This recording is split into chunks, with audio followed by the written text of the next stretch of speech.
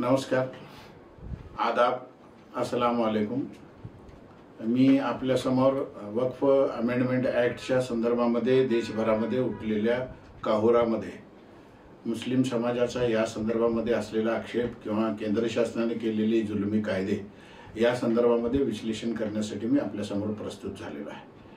खरं तर हिंदू लोकांना सातत्यानं असं भासवलं जात आहे की सदरच्या प्रॉपर्टी ह्या कुणीतरी हिंदू लोकांच्या प्रॉपर्टीजवर ताबा घेऊन वक्फ बोर्डाने या जमिनी स्थापित केलेल्या आहेत, असा एक गोड गैरसमज याच्यामध्ये सरकारच्या माध्यमातून आणि मीडियाच्या माध्यमातून निर्माण केला जातो।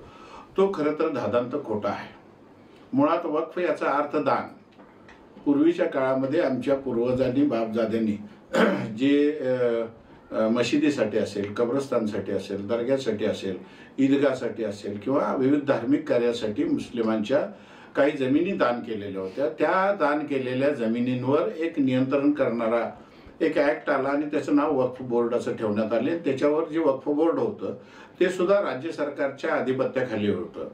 त्यामुळं त्याच्यावर कोणते मुसलमान समाजाचे किंवा मुस्लिम समाजाच्या एखाद्या संघटनेचं काय प्रभुत्व होतं का, तर नाही। पहिल्यापासूनच ही जी वक्फ बोर्ड आहे ते राज्य सरकारच्या अधीन होतं। राज्य सरकारच्या अधिपत्यामध्ये अनेक नियमावली बनवलेल्या होत्या। 1995चा जो ॲक्ट बनवलेला होता त्याच्या माध्यमातून या संदर्भामध्ये वक्फ प्रॉपर्टी सगळ्या नोंदी करण्यात आल्या आणि त्याचं एकत्रीकरण करण्यात आलं।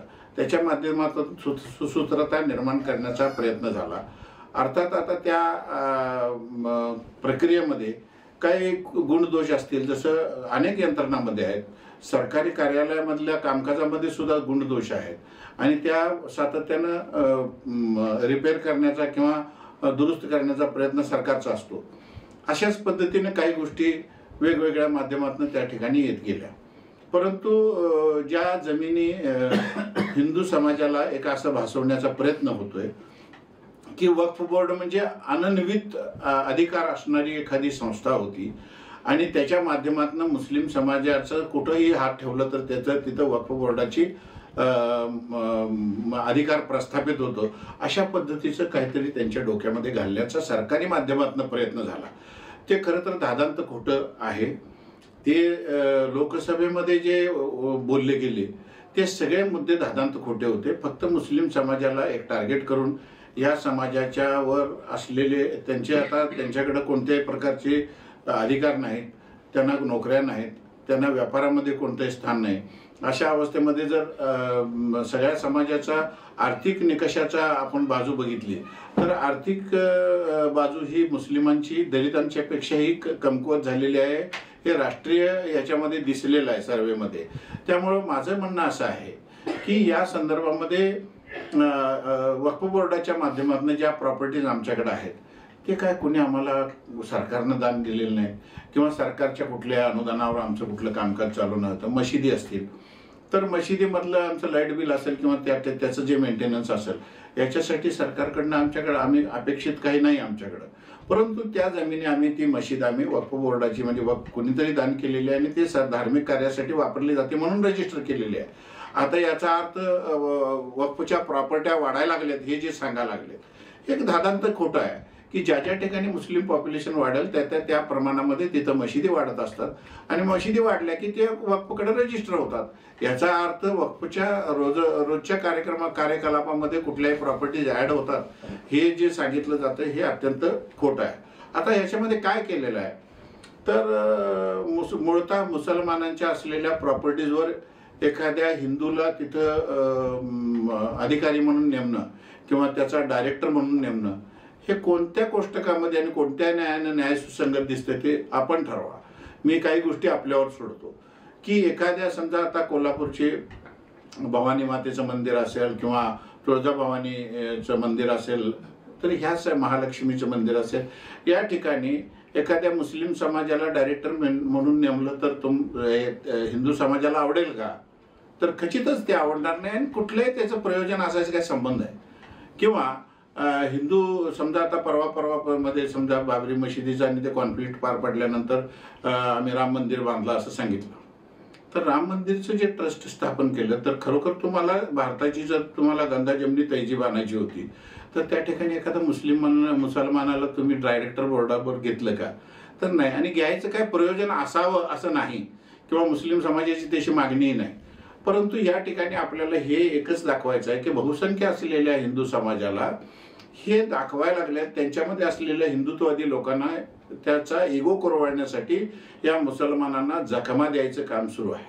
आता दर्गा आहे मिरजेचा दर्गा आहे, तर याच्यामध्ये कुठल्या हिंदू माणसानं कुठे दान दिलेलं आहे का जमीन, किंवा त्या ठिकाणी असलेली मालमत्ता किंवा इमारत हे सगळे मुसलमानांनी बांधलेले आहेत. त्यामुळे त्याच्यावर वक्फच्या माध्यमातून या हिंदू लोकांनी त्याच्यावर डॉमिनेट करावं, ही काय न्याय सुसंगत असणारी गोष्ट दिसत नाही.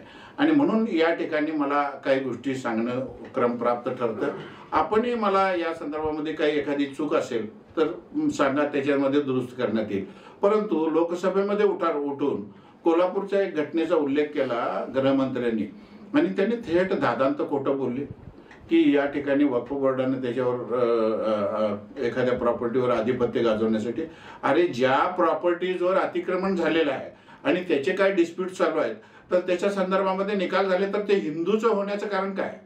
एखाद्या समजा आता दर्ग्याच्या अनेक जमिनीवर हिंदू लोकांनी घरं बांधलेली आहेत किंवा त्यांचे आणखी काही व्यवसाय सुरू आहेत, तर त्याच्या संदर्भामध्ये एखाद्या ठिकाणी वाद सुरू असेल, तर त्या कोर्टामध्ये जे निर्णय ठरल त्याला सगळेच बांधील राहायला पाहिजेत. मग मुसलमान असू देत किंवा हिंदू असू देत, या संदर्भामध्ये कुठलंही चूक असं किंवा वेगळे काय मार्ग स्वीकारण्याचं काय कारण नाही. परंतु या ठिकाणी आपण बघितलं तर सरकारला या मुसलमानांच्या मध्ये एक नव्या पद्धतीचा एक दहशत निर्माण करायची आहे. आणि त्या दहशतीचा एक पार्ट म्हणून मी मागेही अनेक वेळा सांगितलं, त्याच्यामध्ये 2 महिला ठेवण्याचं प्रयोजन केलेलं. ठीक आहे, 2 महिला दिल्या तर आम्हाला काय फार वाईट वाटण्यासारखं काय नाही, पुरोगामी नाहीत, प्रतिगामी आहेत वगैरे हे दाखवत होते. ठीक आहे, आता 2 महिला आल्या तर हरकत नाही, परंतु त्या महिलांचं क्वालिफिकेशन काय असावं वगैरे संदर्भामध्ये ठीक आहे, यातून बोल.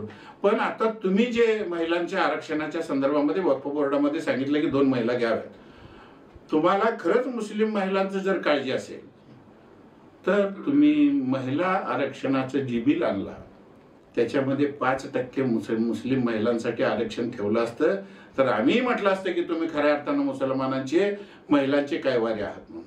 ट्रिपल तलाकच्या माध्यमातून आपण एक कायदा केला.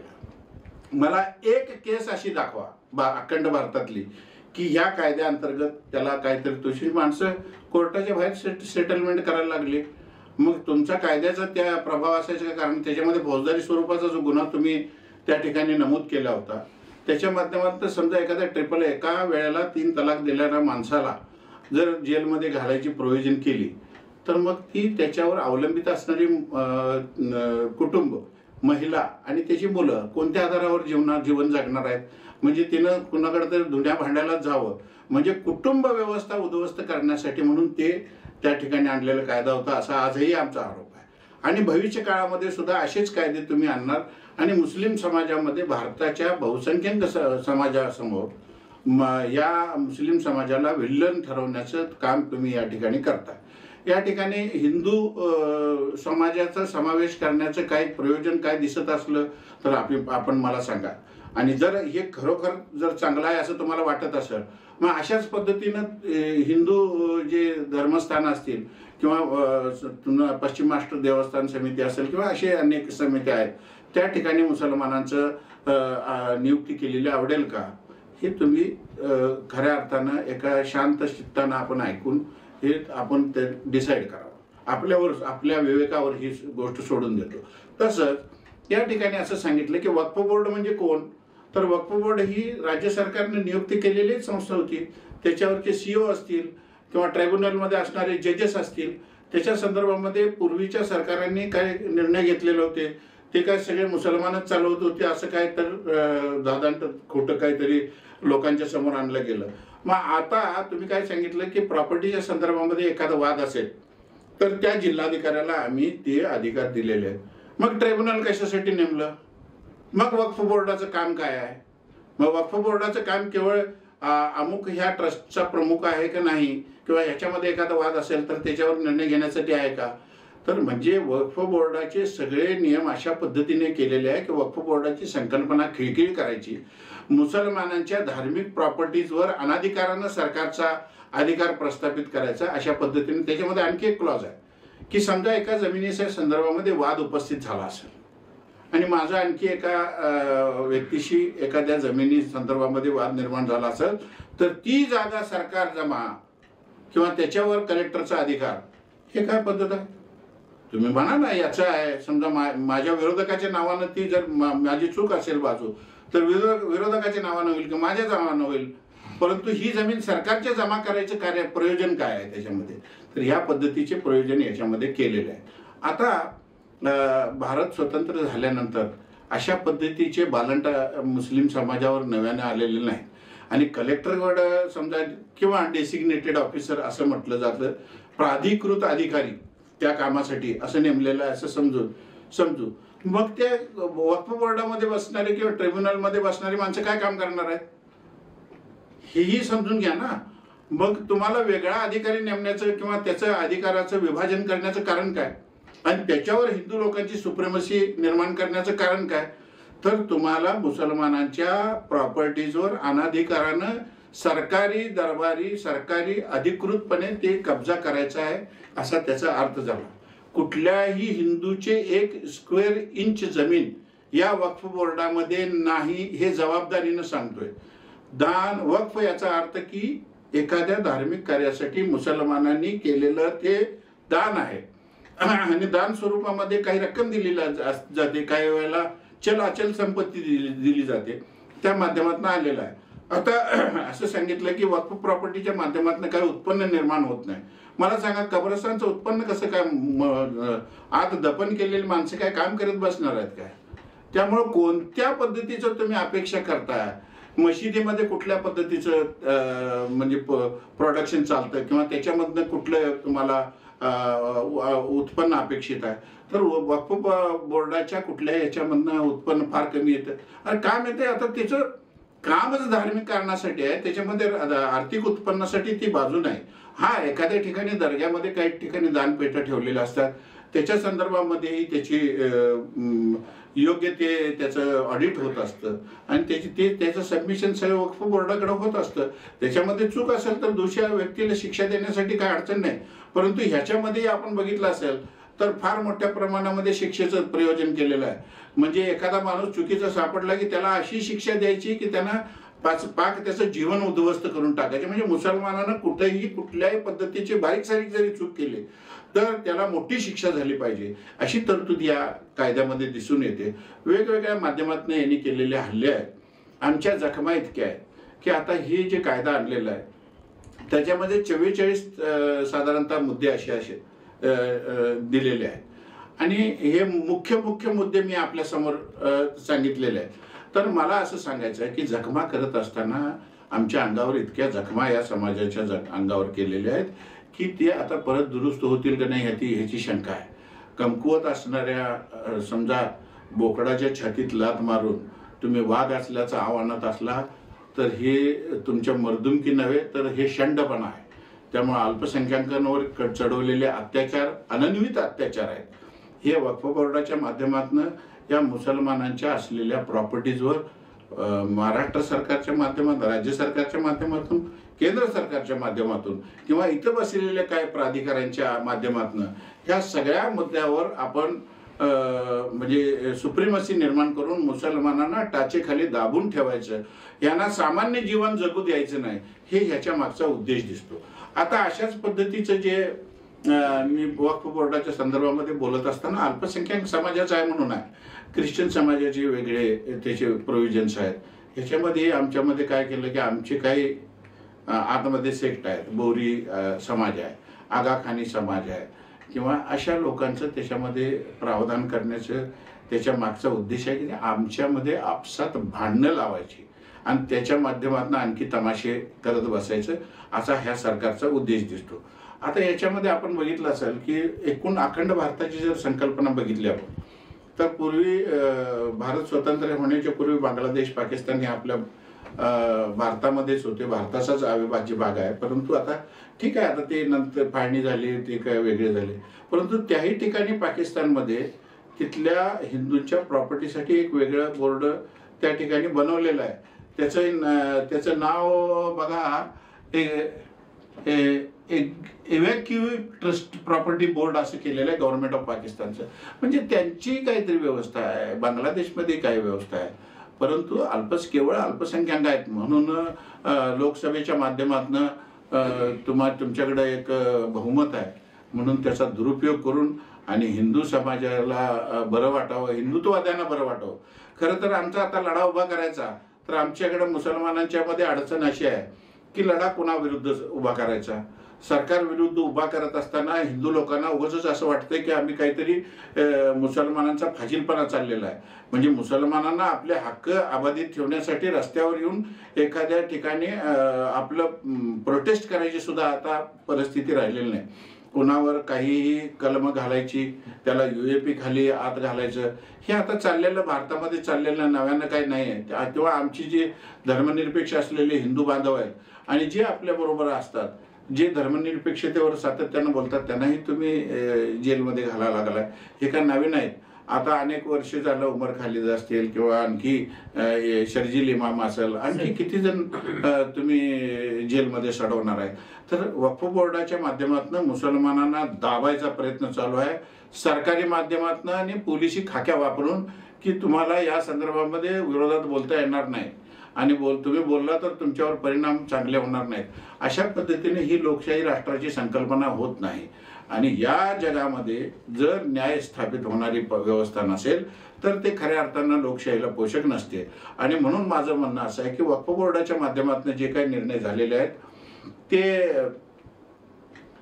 त्याच्यामध्ये काही लोकांनी आता जर आपण मतदानाचा आकडेवारी बघितली तर धर्मनिरपेक्ष पक्षाने या संदर्भामध्ये वक्फ सुधारणा विधेयक, खरं तर ते सुधारणा नाही आहे, ते वक्फच्या माध्यमातून मुसलमानांवर अत्याचार करण्याचं एक टूल म्हणून या ठिकाणी आणलेलं होतं. आणि म्हणून काही ठिकाणी काही लोकांनी वॉकआउट केलं, काही ठिकाणी पाठिंबा दिला. तर भविष्य काळामध्ये मुस्लिम समाजामध्ये हे न सांगता काही त्याचे परिणाम याचे समाजामध्ये येतील. बिहारमध्ये केलेली गद्दारी असेल, नितीश कुमारने केलेली गद्दारी असेल, नायडूंनी केलेली गद्दारी असेल, तर मुस्लिम समाज हे विसरणार नाही. तुम्ही घाव घाला, पण त्याची परतफेड होण्यासाठी योग्य वेळ आल्यानंतर त्याची परतफेड तुम्हाला राजकीय दृष्ट्याही वेळ मिळेल, ही या ठिकाणी मी आपल्याला आवर्जून सांगतो. परंतु हिंदू लोकांनी खऱ्या अर्थानं तुम्ही एकदा विचार करून बघा की मुसलमानांच्या असलेल्या स्वतःच्या प्रॉपर्टीजवर एखाद्या हिंदूला नेमणं हे कितपत कायद्यानं किंवा न्याय सुसंगत वाटतं हे खऱ्या अर्थानं हिंदू माणसानं आपल्या मनावर हात ठेवून सांगावं. आणि काहीतरी यांचं वेगळंच चाललेलं असं, म्हणजे एक मीडियाच्या माध्यमातून, सरकारच्या माध्यमातून वेगवेगळ्या प्लॅटफॉर्ममधून मुसलमानांच्या विरोधामध्ये एक प्रचंड अशी मोहीम छेडली गेलेली आहे. त्याचा परिणाम म्हणून मुसलमानांना विलनीय असलो, तुम्ही आम्हाला नोकऱ्या देणार नाही, तुम्ही आम्हाला व्यवसाय करायला देणार नाही, तुम्ही आम्हाला घरं मिळायला देणार नाही, ह्या वस्तीमध्ये मुसलमानांना घरं मिळणार नाहीत, अशा किंवा ट्रेनमध्ये चालणं आमचं दुरापास्त झालेलं आहे. एखादा मुलगा एखाद्या ठिकाणी व्यक्तिगतरित्या सापडला तर त्याचं मॉब लिंचिंग होतं. अशा अनेक घटना झाल्या. आता पुसेसावळी सारख्या गावामध्ये मशिदीमध्ये घुसून त्या ठिकाणी मारण्यात आलं. आणि ही लोकशाहीला किंवा न्यायाला शोभणारी अशी गोष्ट नाही. अशाच पद्धतीने एखाद्या कार्यक्रमामध्ये किंवा हिंदूंच्या एखाद्या याच्यामध्ये मुसलमानांनी कुणी आक्षेप घेतला असेल तर एखादं उदाहरण आपण स्वतःहून बघा, आपल्या आजूबाजूलाही बघा. आणि मुसलमान हे जे मीडिया दाखवतोय त्या पद्धतीनं मुसलमानांचं आकलन करू नका. तुम्ही ज्याच्याशी भेटलाय, तुम्ही ज्याच्याशी बोललाय, त्याच्या आधारावर मुसलमानांची भावना काय आहे किंवा मुसलमानांचं वागणं काय याच्या संदर्भामध्ये आपण आपले मत बनवावं असं माझी आपल्या सगळ्यांना विनंती आहे. माझं म्हणणं असं आहे की बांगलादेशमध्ये असेल, आता वक्फच्या प्रॉपर्टी भारतामध्ये किती आहेत तर साधारणतः 9 लाख एकर जमीन या माध्यमातून वक्फ बोर्डाच्या अधीन आहे असं समजा. त्याची किंमत 1,02,000 कोटी रुपये आहे असं साधारणतः आकडा येतो. तर दुसरा विषय असा आहे की 1,32,000 कोटी रुपयाचं केवळ पद्मनाभ मंदिरामध्ये सोनं आणि जे काय मिळालं होतं त्याची संख्या 1,32,000 कोटी. अजून एक खालचं अजून एक तळघर उघडायचं आहे. आणि असे अनेक मंदिर आहेत. त्याचं काय करावं या संदर्भामध्ये एखाद्याही भारतातल्या 25 कोटी मुसलमानानं एकाही मुसलमानाने या संदर्भामध्ये काय करावं असं सजेशन केलं असेल तर त्याला जाहीर फाशी द्या, आम्ही तुम्हाला परवानगी देतो. पण आम्ही काही बोलत नाही. आम्ही कोणत्याही पद्धतीनं आम्ही तुमच्या कोणत्याही धार्मिक याच्यामध्ये हस्तक्षेप करत नाही. करू नये असं लोकशाही म्हणते. आपण आदर करावा एकमेकाचा, जसं लोकशाहीमध्ये अभिप्रेत आहे किंवा धर्मनिरपेक्ष राष्ट्रामध्ये आहे. तर या संदर्भामध्ये सगळ्या समस्त हिंदू समाजानं आपला याचा विचार करावा. आणि मुस्लिम समाजालाही विनंती आहे की तुम्ही तुमच्या प्रॉपर्टी काढून घेत असताना आपलं काय चाललंय हे जर न कळणं एवढं तुम्हाला अनभिज्ञ राहिला तर या समाजाचं भविष्य काळ काय योग्य नाही. आणि म्हणून सगळ्यांनी जागृत राहून आपल्यावर होणाऱ्या हल्ल्या संदर्भामध्ये आपण सजग राहून त्याचा प्रतिकार कसा करावा किंवा या संदर्भामध्ये काय उपाययोजना करावी या संदर्भामध्ये आपण आपल्या पद्धतीने सजेशन द्या. हिंदूही लोकांना माझं विनम्र आवाहन आहे की आपण कृपया कुठल्याही मुसलमानाचं व्हॉट्सअपवर आलेला मेसेज किंवा त्याने व्हॉट्सअपवर निर्माण केलेली इमेज याच्या संदर्भामध्ये आपण विचार करू नका.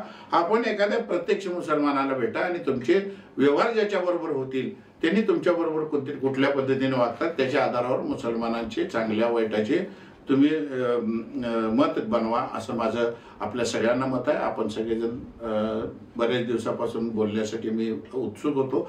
आपण परत एकदा फेसबुकच्या माध्यमातून आणि विविध सोशल मीडियाच्या माध्यमातून मी आपल्याला समोर येत राहील. आपले काही प्रश्न असले तर आपण मला जरूर कळवावे.